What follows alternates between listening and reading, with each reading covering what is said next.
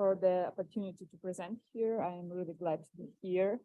And in this talk, I will consider how Dolgans of the Eastern Timor make their way in the tundra in wintertime, where there are not so many natural restrictions at the first sight, as, for example, in the taiga zone with their deep forest and so on.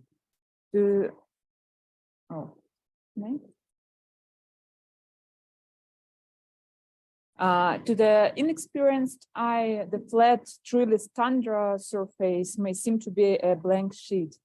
To a person moving through the tundra for the first time in winter, it seems that even the sky merges with the whiteness of the snow cover. And no matter how much one looks at the surrounding landscape, it's practically indistinguishable from the one left behind. Gradually, however, through a long process of the observation and learning, the unaccustomed eye learns to recognize important landmarks in such a landscape.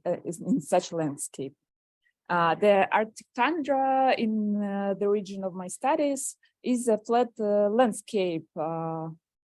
The flow hills. It is riddled with numerous winding rivers and lakes, sometimes with steep banks.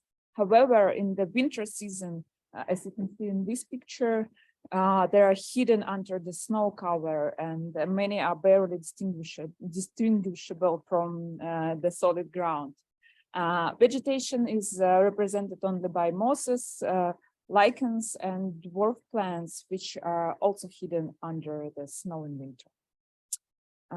Many anthropologists have been interested in the navigation techniques used by people living in different climatic conditions and successfully navigating with seemingly imperfect or even without navigational devices.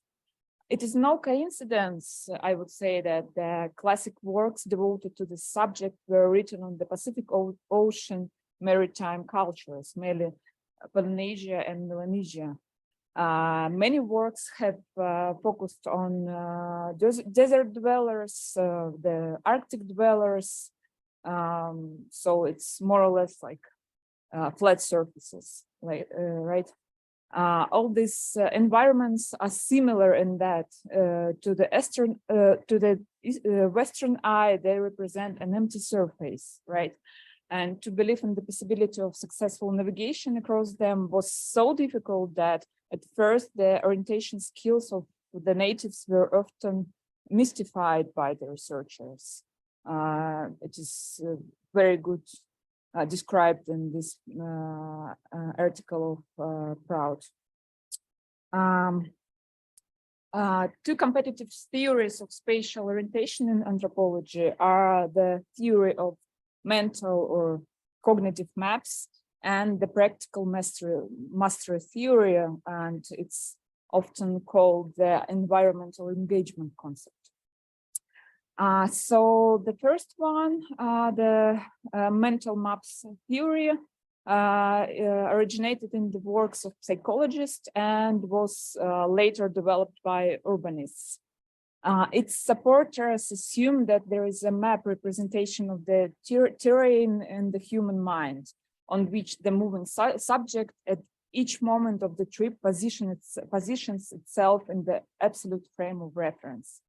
So in their terms, like they can make a non-token indexical statement about their location. It means that, for example, I think the easiest way to explain that is through an example. Like the liberal arts building is south of the Hemingway building, right? It doesn't depend on, where are you looking from, right? Because if you say like liberal arts building is like to the right or like it is behind the Hemingway building, it's like it depends on where you are looking from. And the non-token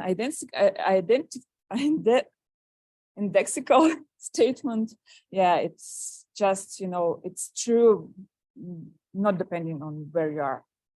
So moving to practical mastery theory.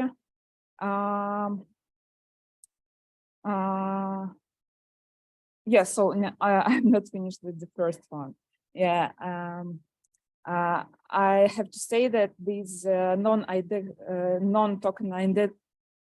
indexical statements are not necessarily depend, on like the cardinal directions. For example, like on Bali Island, the non-token indexical way of orientation is based on directions, two of which corresponded to east and west, but another two, they signify directions to the mountains and to the sea, and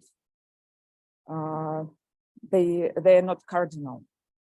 So according to this theory, wayfinding consists of plotting a route in relation to the objects and places encoded in a mental map.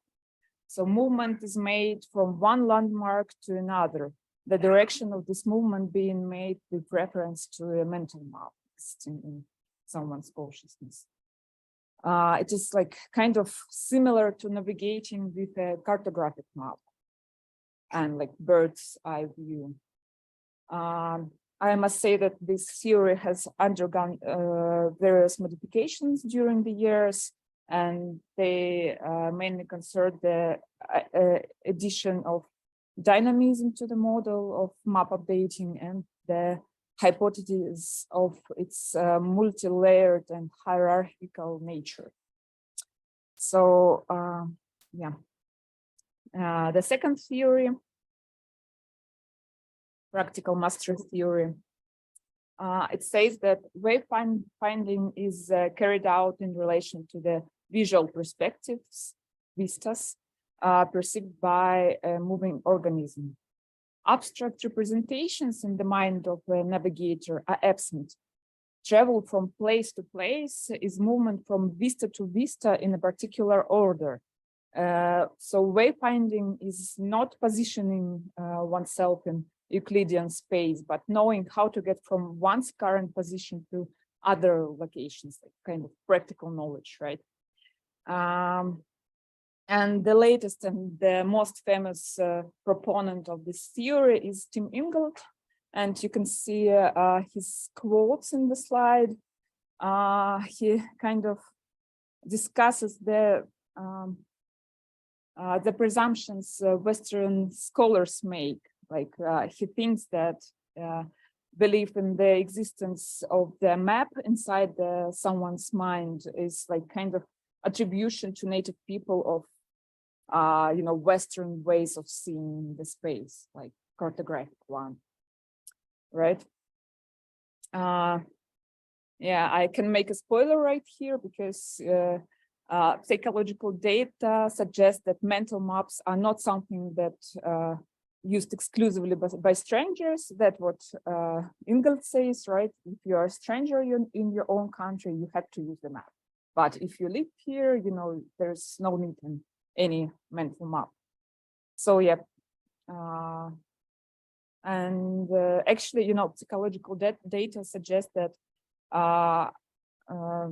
even like it's right the opposite. Like mental maps develop when the environment becomes familiar. So it's getting more and more nuanced. So Kirill Istomin and Mark Dwyer, whose article I more or less follow in analyzing the contemporary debate on spatial orientation, they claim that these theories are not competing, but complement each other. They argue that spatial navigation is based on both mechanisms in different combinations, depending on cultural background, experience, and etc., etc. And their commentators rightly point out that even the synthesis of these two theories does not provide a full answer to the question about the cognitive nature of navigation skills among humans. Both theories can also explain the navigation techniques that will be discussed in this talk, but some texts demand further explanation. The Arctic is home to various different indigenous groups, all of whom are on the move in some way. Most of them are nomadic, or they are engaged in hunting and fishing activities.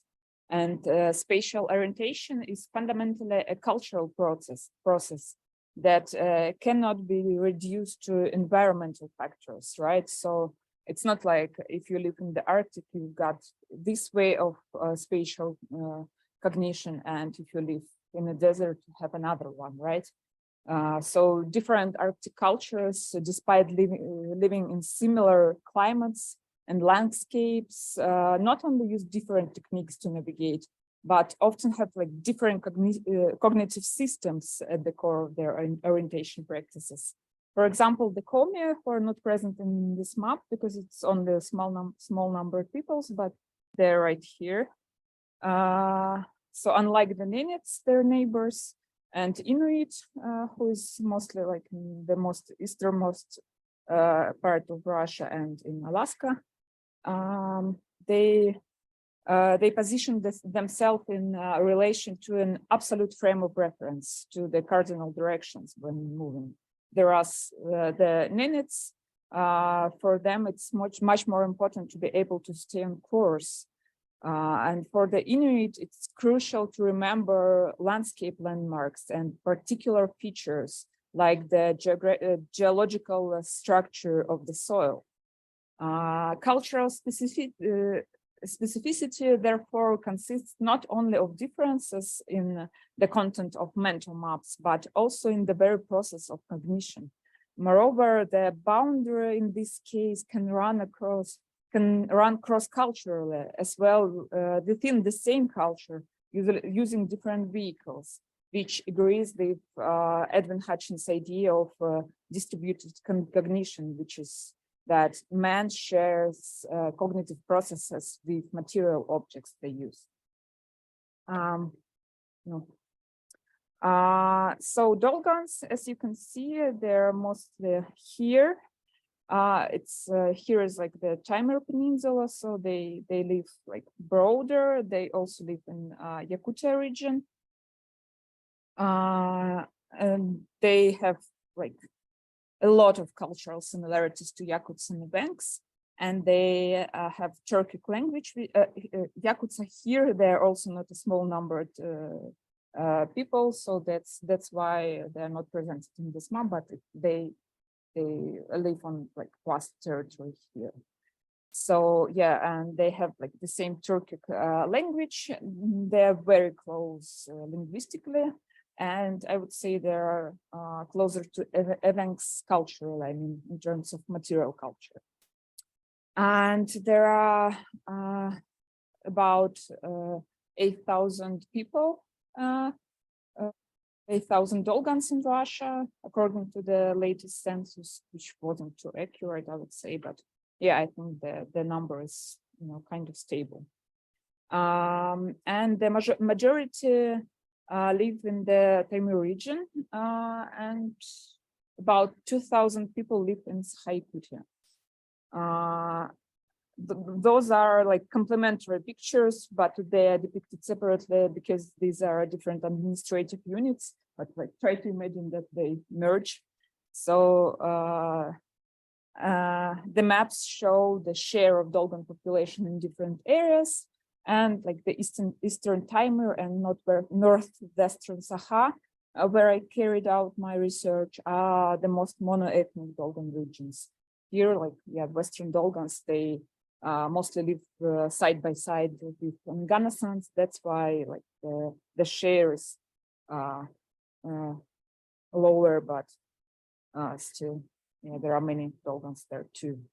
And that's kind of like different, situation cultural, and like monoethnic villages are like, they are that monoethnic that they have like population of 500 peoples, and like 494 of them are Dolgans, and all and another people are, yeah, it's more about classifications, right? How would you write that in the papers, right? So it's kind of monocultural region there. That's what I'm trying to say. So in the map here, you can see this region, like Taimur-Yakutia border region. And I will focus during this talk on the Sandaska area. This is the village here, like on the bay shore, pretty close to the open sea. And there are like kind of sea conditions there. It is located quite far from the village of Katanga, which is the like center of the region, and there where the main administrative facilities are concentrated, and through whose airport and port all the transportation of people and cargo within the area is carried out. By the Arctic standards, the nearest villages are also quite far away. Novorybne here is around 100 kilometers away. Sorry about kilometers, I'm not good at miles. And Yerinkhaya, a village in Yakutia, is 180 kilometers away. So almost all residents were born and grew up in their village, in the surrounding tundra or in neighboring villages, and even visiting specialists in the village, for instance, like paramedics and elementary school teachers, also tend to be natives of this district. The Sandaska village has a kindergarten, an elementary boarding school, first aid station, a post office, an administration, a village cultural center, a library, a diesel power plant, and a store. A store is not governmental one. The owner is a local businessman. So it's kind of grassroots efforts too. And there is no bakery. Bread is baked by each family independently. And resident houses, unlike public institutions, do not have central heating, and they don't have running water. And actually, in theory, local communal services provide villages with ice and water for drinking. However, all the years I have been working there, the only tractor was permanently broken. So people dealt with their everyday needs by themselves. And the primary means of communication in the village is the landline phone, because there is no mobile connection. All jobs other than at the diesel plant are considered women jobs. Unemployed men, which are the majority of the village's men, are engaged in fishing and hunting practices.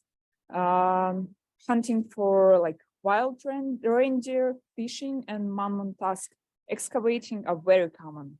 And activities such as like Arctic fox trapping do not have a market demand at the moment, so they turn out to be occasional. And the men provide game and fish to feed their families and also to sell outside the village. So that's how they get most of income. And until 2019, 3 reindeer herding brigades continued to lead a nomadic life in the vicinity of the village. So what I'm trying to say is that many residents of Sandaska spend a significant amount of time outside the village. And almost every family in the village has one or more snowmobiles, as well as motorboats and four-wheelers.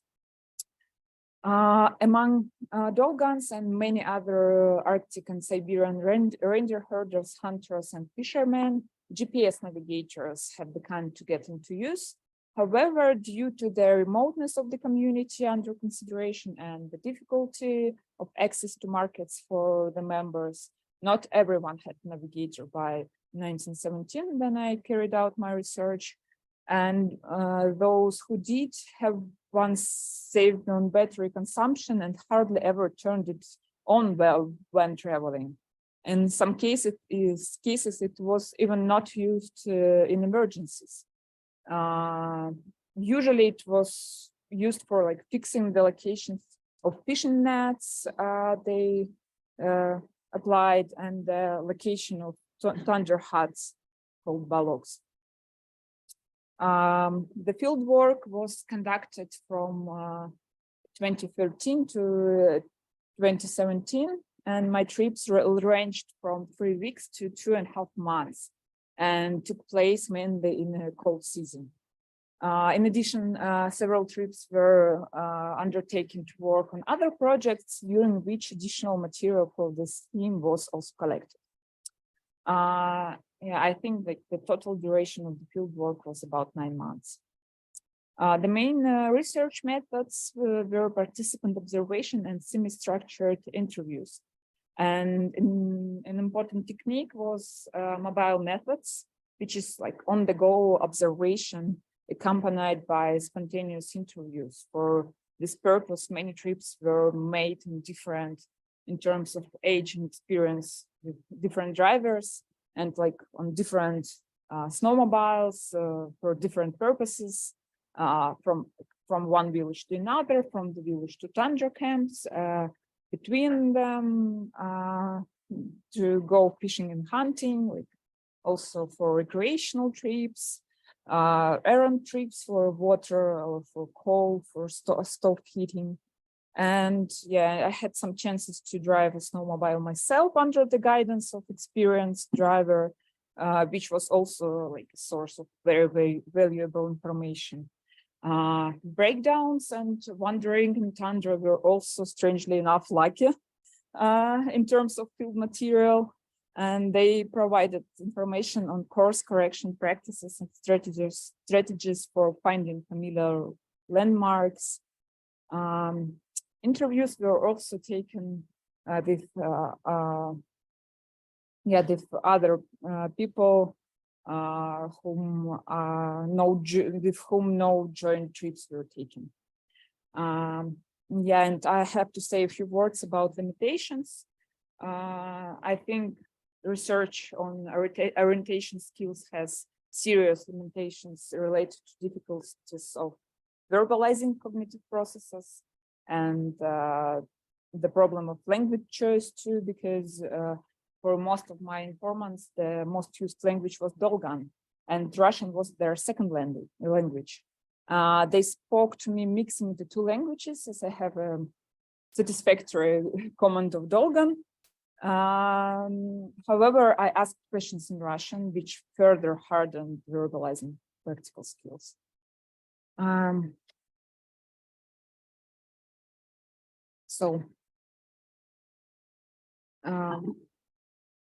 Let's move to field material. The orientation methods of the Taimyr-Yakutian borderland residents are typologically divided into two large categories. The first one is straight line movement, and Dolgan it's truk. It's when the shortest line between the points of departure and destination is taken. It's like a straight vector. So it demands techniques for establishing and maintaining this vector from this starting point and the destination point.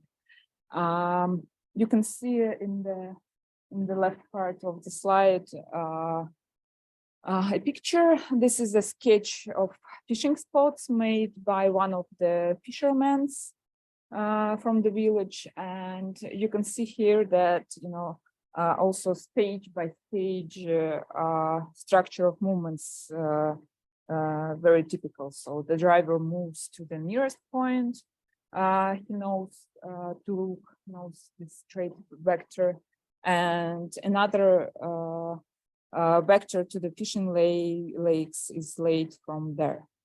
And yeah, the trips continues to the farther point on the bigger lake, and then diverges to the fishing places, right, like here. So the movement is carried out through a series of straight lines between significant points. Often the distance for each segment is marked. You see, like it's written there everywhere how many kilometers are there. which is interesting because like here is like 7 kilometers and here is only 4, but it's not, you know, it's not depicted as it's cartographically correct, right? But there are straight lines that are important. So yeah, and this distance, yeah, it's how a driver usually calculates the distance traveled, right? Maintaining the constant speed and tracking the time en route. So that's how he counts. And the second method is following the traces or natural lines. So it's like embedding into nature or laid by previous drivers' routes. The riverbeds can be used, yeah, or like straight paths, beaten paths, in which one is most likely to meet other people and be sure where this path will lead, yeah, despite the greater distance traveled. And you can see in this map 2 ways of getting from one village to another one. And I would say that, you know, it depends not only on experience, but yeah, like some drivers will drive the straight line, that rook, and another will just follow the riverbed, right? And the distance in this case is much bigger, but the chance of getting lost is much lower because there are more people going through there, and there are traces, and there is also a riverbed, which is, you know, the best natural line you can see because the bank can be kind of high.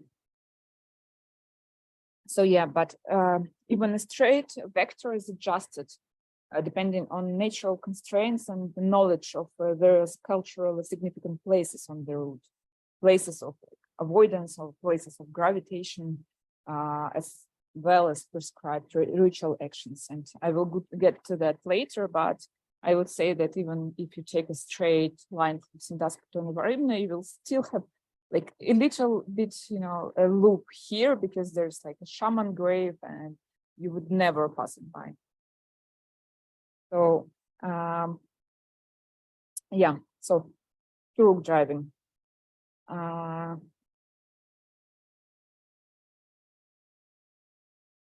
told you that's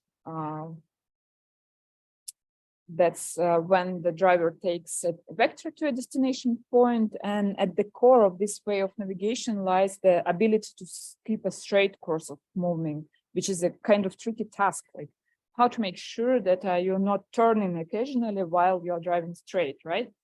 And Dolgans use 3 main techniques. You can see it in the slide. Like the first one is an actual or like prevailing wind direction.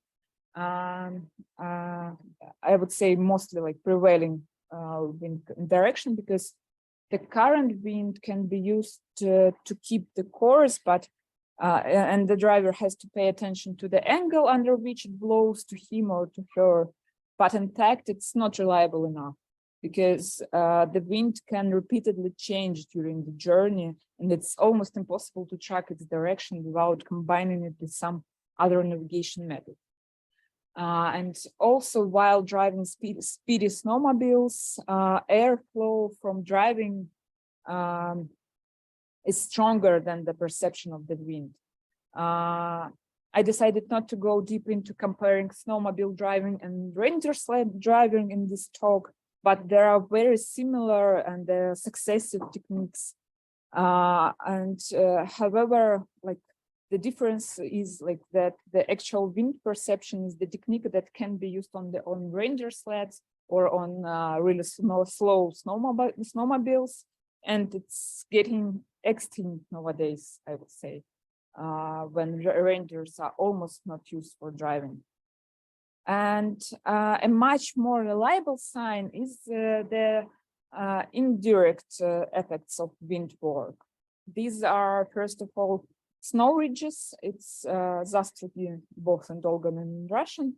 They're formed on ice or on snow due to wind war. You can see the picture here, right? It's like some small hills. And their sharp end is lying in the direction from which the wind has been blowing recently. And at the beginning of the journey, using a straight vector to look, the driver remembers the angle at which he cuts the snow ridges and keeps controlling, like in this picture, right? You have to notice that it's like 90 grades strictly and like trying to keep this angle. Yeah.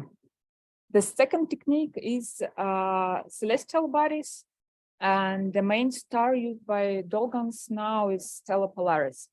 It is known to be the only celestial body that does not move across the sky over time and always points to the north. So in cases where the route taken does not deviate too much from north-south axis, Stella Polaris becomes an important reference point. But curiously, moving constellations are also used. The driver notices some star and over time, like gradually reorientates himself to another one because he understands that it moves, right? You can see the quote in the slide where the person describes this kind of technique, right? You just like jump. It's literally what he says, like you jump from one star to another one, right? After like some time passed by. Yeah, and the third one is landscape marks and vistas. In this case, objects familiar to the driver can be very diverse, like from lakes and hills and to empty barrels and geodesic objects, like traces of industrial development of the theory of the territory. And that can be like iron barrels, scrap metal, and so on. And some of them are deliberately left marks, so the people just put it there. Though a sophisticated system of marks, as for example was described for taiga venki or tundra nenets, reindeer herders, does not exist among Dolgans, I would say. Of particular note is the use of rivers for orientating. They prove to be a reliable reference point to determine whether like I hit or miss the goal. So when the destination is located on the riverbank, so he can like he could taken the wrong tool, but still he comes to the riverbed, so he can go to his point using the riverbank, right? And the direction of the river flow, it's usually determined by the seaweed frozen in the ice. You can see where the flow of the river goes. So it can tell the driver the way to familiar objects, so because he knows where the river flows. And the technique of counting rivers is also common. When driving along a familiar turuk, the driver always knows the number of rivers he needs to cross, even though they are hidden under the snow, and he counts how many rivers already passed by. All these techniques are not used simultaneously. They are actualized depending on the time of year and weather conditions. For example, skills of navigation by stars appear to be kind of useless during the polar day, right? And landscape signs are particularly useless in a blizzard. and wind direction will not help the snowmobile driver during the spring period of changeable spring winds. And the question remains whether drivers position themselves on the mental map using cardinal points when driving through, even though some reference such as the Polaris, Stella Polaris, undoubtedly help to orient oneself in relation to the cardinal direction, the informant's narratives rather point out that in this case, it is not orienting to cardinal points that is important, but the angle at which the trajectory of movement is located into this reference. So it's kind of token indexical. Yeah. Nor it can be argued that orienting to cardinal points from a bird's eye view is unfamiliar to Dolgans. Drivers of snowmobiles are accustomed to maps and successfully use GPS navigators, but they do not do it while traveling.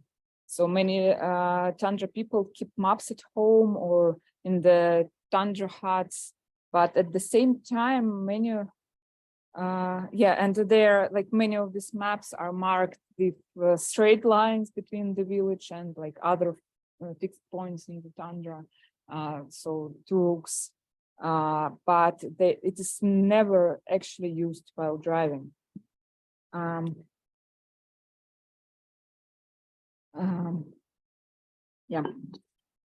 another method, the following the traces. It's no less critical for navigation, and this can be lines of varying degrees of permanence, like from natural landscape lines, primarily rivers, to single traces from a snowmobile blanked out by the nearest blizzard. And many trajectories of movement are much more frequent than others, right? The materiality of beaten paths directly reflects social relations, because these paths exist solely because there is some social connection between the 2 points. And in the case of snowmobile trails, the material component exactly replicates the social component. Right? Beaten paths are literally social networks between communities. Beaten paths, it's called orok in Dolgan, lead to neighboring villages with those extensive sharing and trade networks are developed. Also, the constantly renewed tracks lead to a cluster of hunting points along the bay and to supply points, for instance, like a coal mountain in Dukaya, where locals regularly extract coal to heat their homes. And there are usually no stable roads to reindeer herding camps because of the constant change of their location. Although a beaten road appears in certain seasons. For example, in May during the spring calving period, then the reindeer breeding team stays in one place for 1 month. Then a noticeable trail appears due to constant movement between the herd and the village. So the difference in representation of the beaten road and the single trace is visible in word usage in Dolgan language, as you can see. It has different names. The word hol, sometimes soul, it's more Yakut way of pronouncing that.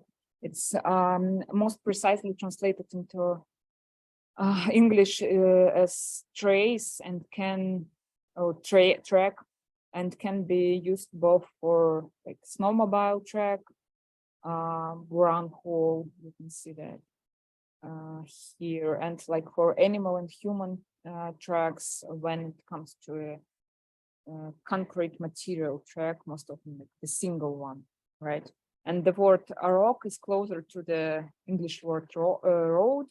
It could also be used, but it can also be used in a figurative sense, like if you came from St. Petersburg, it is also arok, as one of my informants commented. And roughly speaking, coal becomes a rock if it's regularly renewed. Some of the word usage thus is possible only in one of the variants I showed you in the slide, like, yeah, wolf track, it can be like the road, because usually wolves don't do that. And like the trapper's trail, it can be occasional, right? Because you have to install the traps, and so it should be like a stable line of traps. So, but like ranger tracks and ranger paths, it's not so visible here, but it's like fully, patched by rangers there. Right. Yeah, and careful tracking of other drivers' movements and the ability to read a snowmobile track is an essential part of driver's competence. Single tracks in the tundra are very informative for drivers. It is vital to remember which snowmobile owns the person who left the village, or like the one who you met on the way, and knowing the direction of travel and the period of travel makes it much easier to assume whose footprints you see and whose footprints you are following and navigate by them, right? And in the essence, it is kind of similar to the skills described in ethnographic literature, like tundra and taiga people read the traces of animals and people and use them as an important source of information. But in this case, it's like more like the traces of technical innovation, right, of snowmobile. And so how would the driver choose between the two methods? For inexperienced drivers, following beaten roads is the only way to get around. But experienced drivers often combine both techniques. Their choice usually depends on the balance between time and fuel economy and the safety motivations. And lesser risk of losing directions on the beaten road and the higher chance of being rescued is in an emergency make drivers choose this technique, for instance, in the case of solo driving. Because if you drive solo, you have no way to save yourself apart from like walking back to the village or waiting for help. But most drivers, I would say, combine the two techniques while driving. There is a, but one can see that there is a clear distinction between these methods among Dolgans, but it doesn't mean their opposition. There are kind of curious examples you can see in the slide. The cases of literal understanding of what I was saying, right? And there's a tricky thing to express that in Russian, because in Russian it's literally finding the way, it's literally finding the road. So when I was asking if we are finding the way, the driver, he argued that, we are not finding the way, we are driving without it, right? If we are using Turuk, that's why they are not searching for a road. And another dialogue was in a blizzard when I commented on the situation that I have no idea how he's finding the way. And he answered that, we are driving without the way right now. So why I saying that? So for Tim Ungelt's point of view, techniques of movement on like the blank surface and movement along the lines represent opposing entities. He believes that the movement in the like uncharted and non-delineated spaces characteristic of the native peoples. And the bird's view is usually attributed to Western culture, acquired through the development of cartography, and while who are out of touched with the natural environment experience. So they can feel like the horizontal engagement with the environment, like above one. There's kind of a long quote, but it's about, I'm sure, I think I won't read that. So we can see here that the informant opposes the skills of maintaining the course, maintaining the look, and their knowledge of the landscape, right? There is like two different words in Dolgan, like Turuktak and Hirdit, which are like different ways of perception of the environment, not perception, but cognition, I would say. And probably we can also suggest that knowing of landscape is like of a greater prestige, right? Because he comments on that, like the Turuktak here, he only knows how to keep direction. He doesn't know the land, right?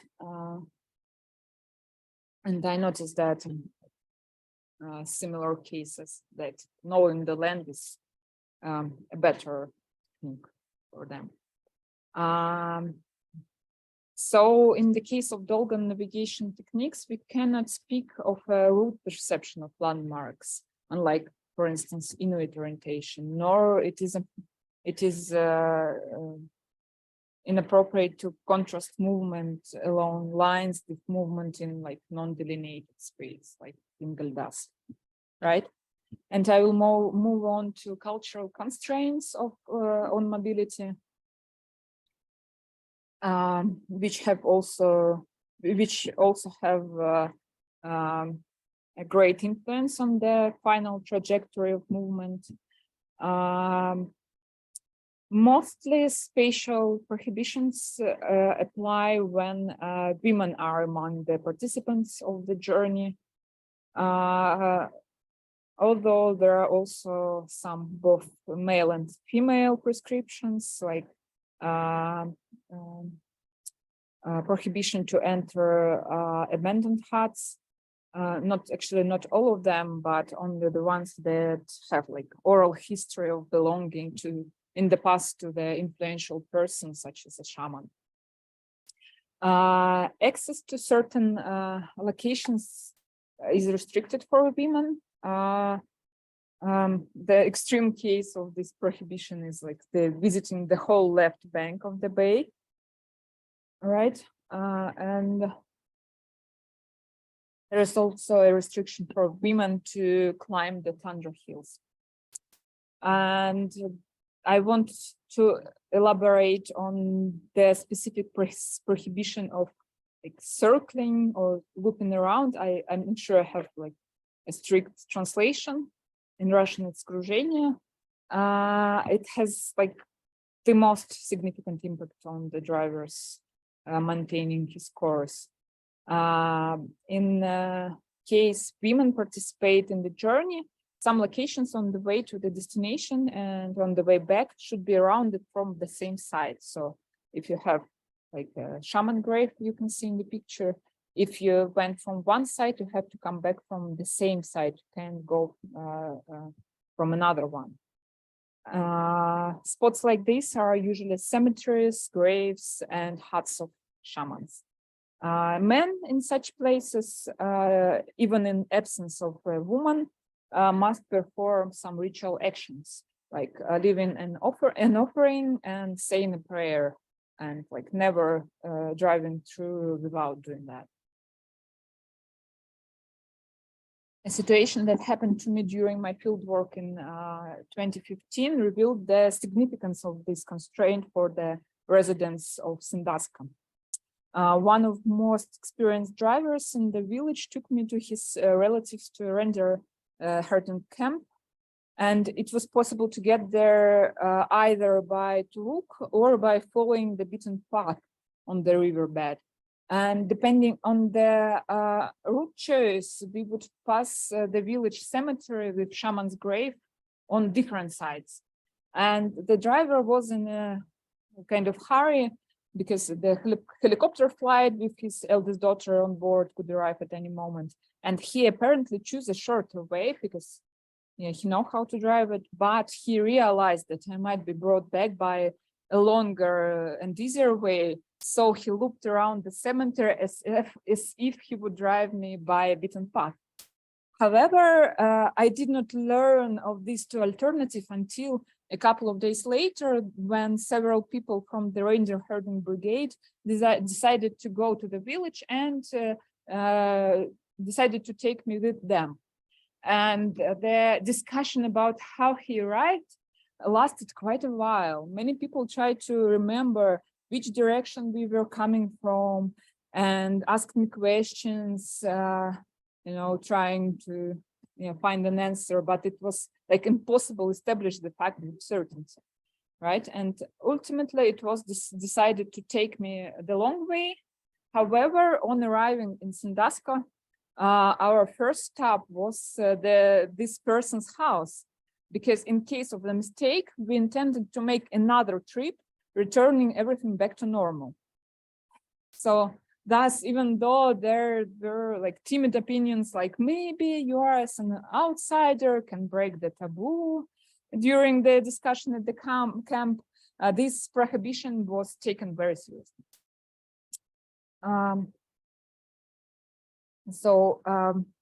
Yes, as for the duration, this possible loop, it can be very long, up to a season. So if you came like in I don't know, in January, you came this way, you stayed for several months in like a fishing camp, and in April you are going back, you still have to apply this rule, right?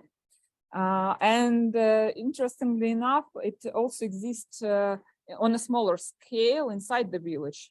The houses there, according to people's memories, there are many shaman houses, and where there are like some things belonging to them still kept, and also the houses where someone died recently, they should be also bypassed on the same side than moving around the village, which is also kind of tricky because the houses are almost the same there.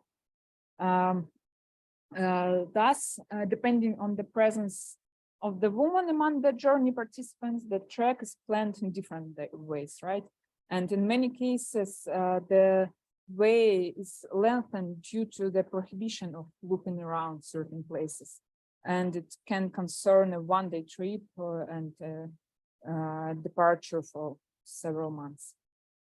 I'm about to finish, but before that, I would like to show you how the tundra is riddled with different objects. This is the map of the region, right? And like there are villages there, and then like there are places where people do fishing. There are even more devout in huts. There are even more which are abandoned, and then there are like many reindeer herd camps that moves throughout the year, and there are also many places for getting the resources, right? It's like the whole area here where people try to excavate like mammoth tusks, and there are some industrial sites there. And when you look at this picture with like places there you have to avoid, or you have to bring offering, right? There are even more here and there. Like there are like 7 of cemeteries here, and then there are shaman graves, right? And then there are stones, unusual stones, which are also considered sacred. And so you can see it's like very inhabited area here, right? Yeah. And so I'm going to conclusion. We see that the system of navigation used by the Dolgans consists of establishing and maintaining a vector between 2 points, including several complementary techniques like using the wind directly or indirectly, celestial bodies, and remembering the landscape, both natural and artificial. And the second one is following the traces, natural left by previous drivers. And the seeming roadlessness of the tundra is in reality not a lack of roads, but on the contrary, there is a wide variety of traces in the tundra, extremely informative to the attentive eye. And skilled drivers rely more on the technique of movement establishing a route.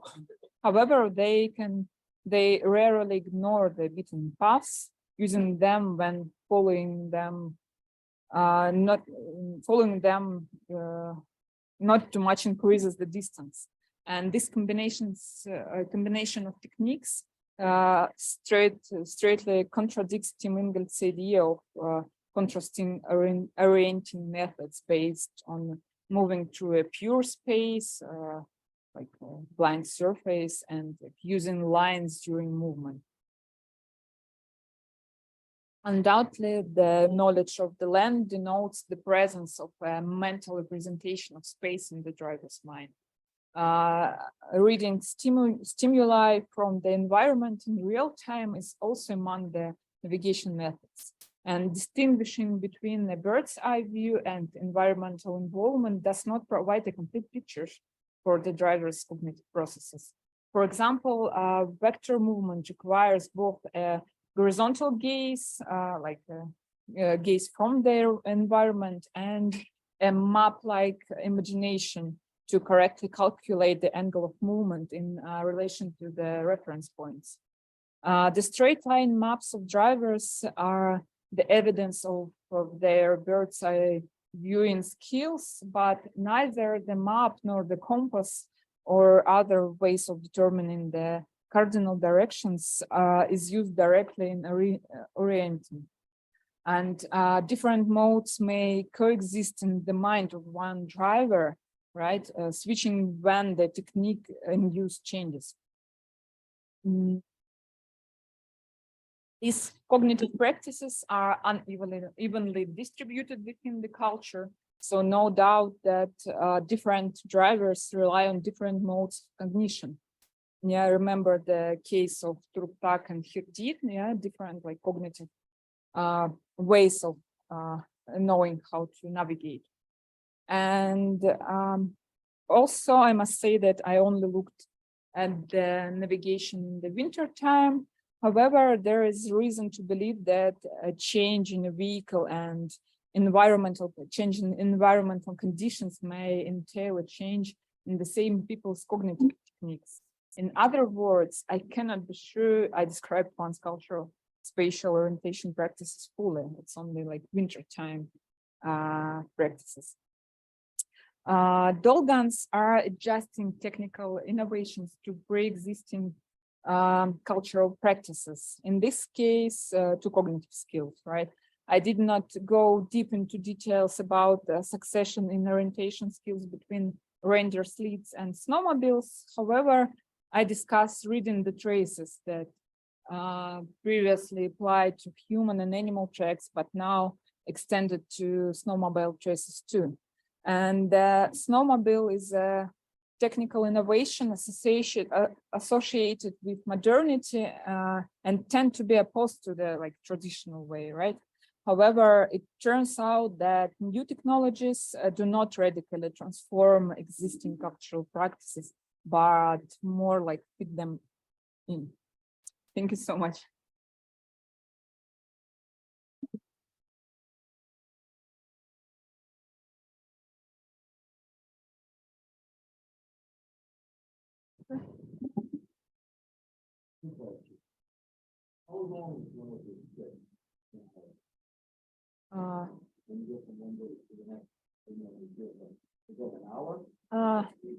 No, it's much longer if you're driving to like where is the best one? Yeah, here. No. when you're driving to Ürünhaya, it can take like 12 hours or even more. It's kind of long journey, and especially if you are hunting, it can be like several days in the journey. So yeah, it really depends. But if you are going to get like some coal for your stove, you just go for like half an hour trip, right? The second question, driving yourself, it's a very big challenge, concentrated that long driving. How do the guys that do, women that do it more frequently, how do they cope? Because it's going to take a lot of concentration if you try to navigate by which way the wind blows or by which way the snow ridges are. I mean, and it's all one color. So, you know, your eyes start watering. I mean, if you do a lot of battle to keep your eyesight clear. I mean, I see a lot of challenges that make navigating here very difficult. Particularly when you talk about 7, 8, 9, 10 hours of driving. Yeah. So how do you cope or how do they cope? Yeah, first of all, I agree with you, kind of very tricky task to accomplish. And also, I would say it's not only a visual stimuli, right? This is also like perception of when you're crossing these snow ridges, Zastruges, you can feel it, you know, and especially if you're driving on a slow snowmobile or on reindeer sled, you can even like put your hand down and like to feel what's the angle of crossing that. I mean, there are like some different ways of perception involved, that's for sure. And also, yeah, I would like to add that there is, I mean, kind of exciting, anxiousness about, you know, finding the way, especially if you're driving to Ruk in the straight line without like previous traces. The driver is kind of anxious, and a colleague of mine, Kirill Istomin, he wrote an article about that, you know, there is like kind of being brave, I mean, being sure of your route, you know, it adds to your success. I mean, if you are not sure and you're like changing your direction because you're not sure, that's for sure you will get lost. So being brave is a key feature there too. Yeah.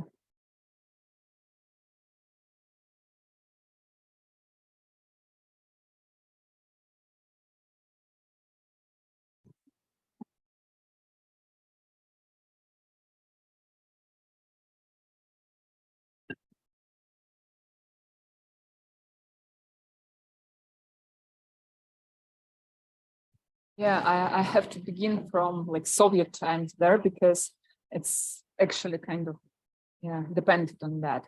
In Soviet times, there was a policy that all the northern communities must be supplied fully, like by fuel, by I don't know, coal, by groceries too, and that's what was stable. Like the system was very stable, but after the perestroika, I would say now government still delivers fuel there, but groceries, people mostly do that by themselves, like private entrepreneurs and so on. And government somehow controls it and somehow like subsidize it. I mean, like give some, you know, preferences for northern entrepreneurs, but still it's more like being on their own. If it's, is it the answer you're looking for? Yeah. Okay.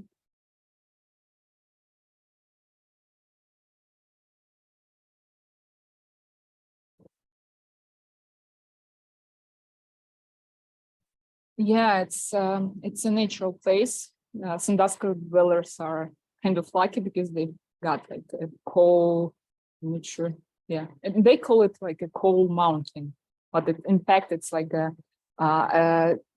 tiny tiny layer of coal inside the sand mountain, I would say. And that's where they excavate their coal, but also it's developed centrally. I mean, it's kind of a combination. I mean, when Usually they use the coal mountain in spring when there is not too much coal, centrally delivered coal is left. So it's kind of combination.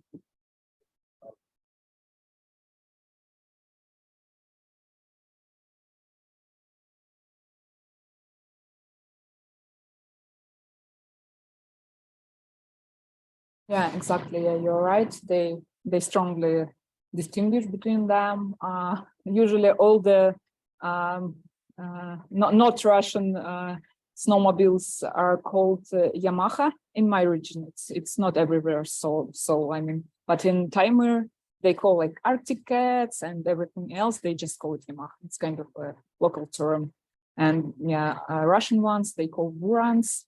And yeah, there is a difference. That's what I've been talking about. Then I told that, you know, if you drive a slow snowmobile, which is, you know, Russian snowmobiles are much slower, you know that, I think, and you can touch the ground, you can feel the wind blowing, and yeah, and it's used for different tasks, I would say. Like for hunting, you would definitely use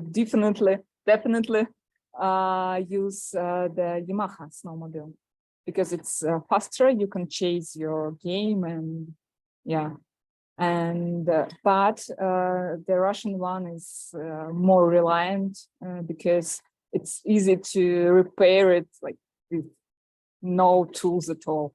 Actually, it's that simple that, you know, you can do. Yeah, actually, in several occasions I saw that literally, like, they cut the tree and then they repaired the snowmobile by like 3 pieces, and then like they made a stick, and, you know, it worked. Oh yeah.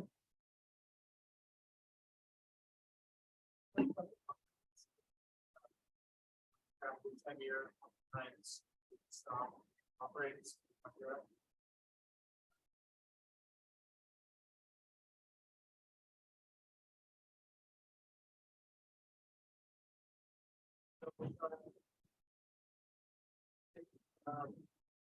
Related at all.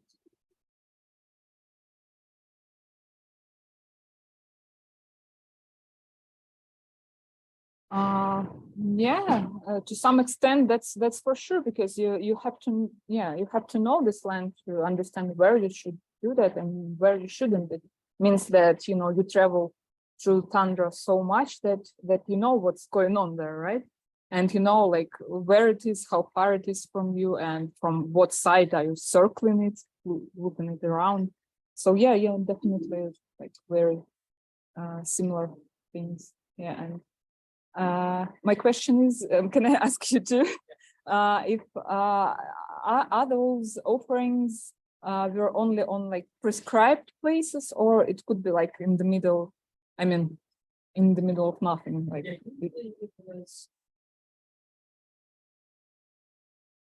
Mhm. Mhm.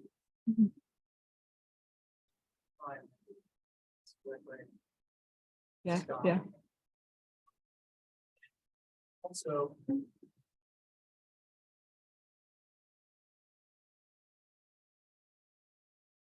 you recall something like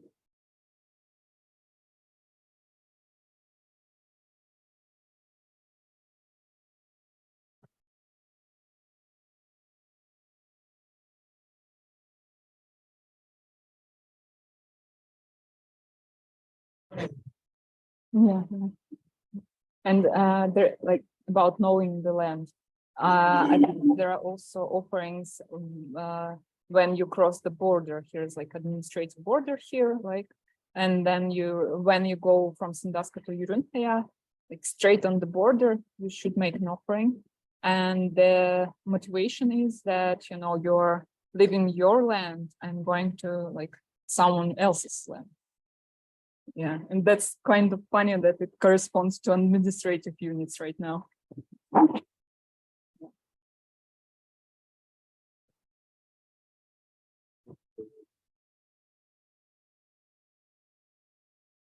That's a good question too. Actually, no. there were significant changes of the border.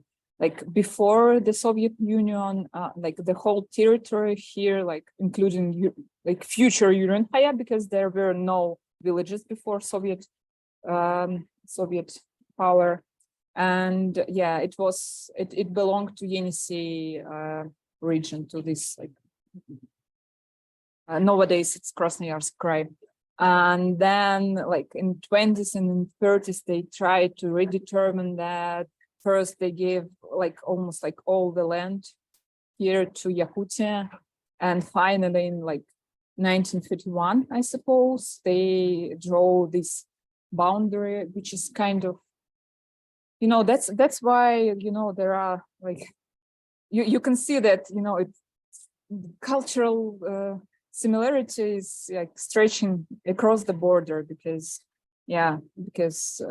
I would say the whole area was more or less similar in their way of life and cultural practices. So they kind of divided it, and at some point they even prohibited to cross it because of like the reindeer herder kolkhozes and things like that. Yeah, because of the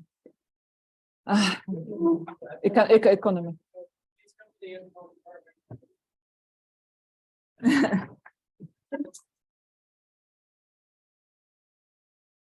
Thank you so much.